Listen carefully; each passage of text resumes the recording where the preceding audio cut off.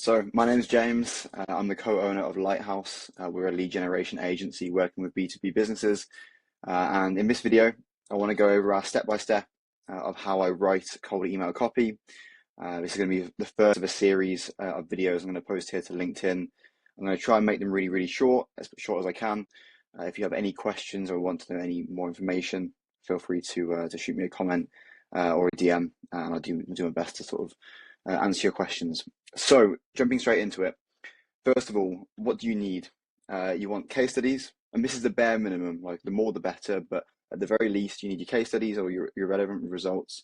Ideally, a clear picture of your ICP and who it is, their job titles, their location, the types of businesses, the benefits and outcomes that they care about, what they find desirable, what it is that they really want, the problems they're facing, and then ideally something that you can give away for free upfront. This is something we'll talk more about in a little bit, but having something that you can give away as your call to action, as a low barrier of entry offer, can be really, really beneficial. So the first step, identifying the core value props, and these are going to be what you're initially testing. And so try and think about what it is they care about, what keeps them up at night, and really we're talking about the problems here, the core problems that they want solved, that you can help them with, or the desirable outcomes that they want to attain. And then there's something called chunking up and chunking down. And so what this is essentially second order benefits. And so you're either zooming into very specific problems that you can solve for them, or zooming out to macro ones. So an example of a macro problem or a macro outcome rather is, maybe you're selling SEO on the service level, you're helping them boost their search rankings, but a second order benefit, a macro benefit, is that you're helping them generate more revenue. Maybe on a micro level, you're helping them produce more content, organic content at scale to help them boost their SEO.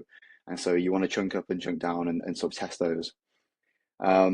Identifying relevant personalization, really simple here. It's got to be one, relevant to the prospect, and two, it's got to be relevant to your offer as well. Ideally, your personalization should flow perfectly within your email and not feel disjointed, like it should be two separate things. Personalization for the sake of personalization is probably worse than none at all. Ideally, it should be scalable. And so if you're going to run this at high volume, you want it to be applicable to lots of leads. So ideally stuff that's available on most people's websites or their LinkedIn's.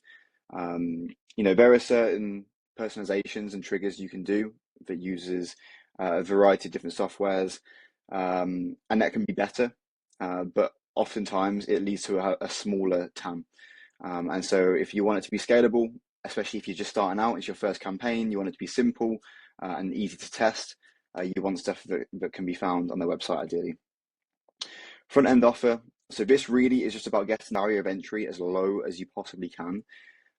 Think about what you can give away or do for someone that requires very little resources, and it sells you. It should build trust. It should provide value up front. The best ones we find are taking a small part of your service, packaging it up, and doing that for free, essentially. And it shouldn't be, it shouldn't be something that's completely templated, like a resource or a document. It should be actually doing something for them and giving them a sort of actionable outcome. First lines wise, this is something we've done a lot of testing on, and this is what has worked best for us. So it should be inconspicuous. It cannot look like a sales email from the preview. When they're looking through their inbox, they're going to get a preview, which is essentially your first line, is what they're going to see. That will determine whether they click on it or not. If it looks like a sales email from that preview, chances are they'll delete it without even reading it. And so it's got to look inconspicuous. Ideally, they might be able to misinterpret it as an inquiry or an internal email or something that's really important. The main thing here is it should build curiosity. That is what's going to get them to click open it.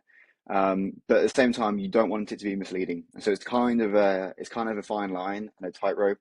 But ideally, you have something that makes them think it's not a sales email, but without misleading them. Because if you mislead them, they're not going to be happy about it, and they're going to hold that against you, and they're probably not going to respond. And then, so general core principles. So we like to write very conversationally and very friendly. We don't like to be presumptive in any way, so we're not assuming that they want our services. We are pitching it as if we would normally. If I met someone in a coffee shop and I wanted to pitch them on my services, and the way I would speak to them and go about it, that's how we write our emails. Very conversational, not just AI written, pure benefits.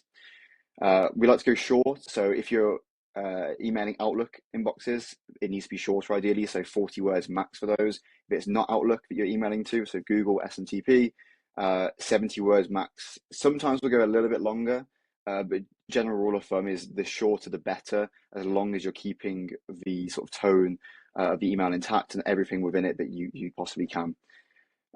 Case studies, definitely want to be utilizing case studies and social proof and results. When it comes to case studies, it's really important that it's relevant to the prospect.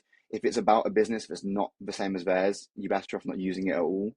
And it's got to be about a desirable outcome that really resonates with them and that they really want. Numbers are better generally. If you can talk about revenue generated, growth added, sales made, that sort of stuff, that's what is the most compelling. And then matching awareness level. So generally, as a rule of thumb, the higher the awareness level, the more mechanism context you want to give in your email. And so a quick example of this, you're selling SEO. One person, one ICP is owners of a 20 headcount plumbing company. The other is the head of SEO at a multinational corporation. That head of SEO is going to have a much higher awareness level than the owner of the plumbing company, even though you're selling SEO to both. And so the higher the awareness level, the more context you want to give about your mechanism. The lower the awareness level, the more sort of surface level and results based you want to keep it. And then structure wise, these are generally the 4 structures we use. It's very, very simple. These 2 here are probably the most popular. So first line, offer, CTA, just 3 lines total. This other one, first line, this is a poke the bear question. Josh Braun coined this. We use it a ton. Really, really effective. So first line, poke the bear question, offer, CTA. Sometimes if we want to keep it shorter, we'll do first line and then offer and CTA together, just a 2-liner. That's great for Microsoft if you want to inbox better in Outlook inboxes. And then this one here, first line plus question, and then offer and then CTA. I don't love this one as much because a lot of times if they can see that question in the preview, it kind of gives the game away. But yeah, so I've tried to keep this short. If you have any other questions or if there's any extra detail you want me to go into, please let me know in the comments or drop me a DM. I can do a longer video, a much more filled out version of this for YouTube potentially. But yeah, I hope this was valuable in some way.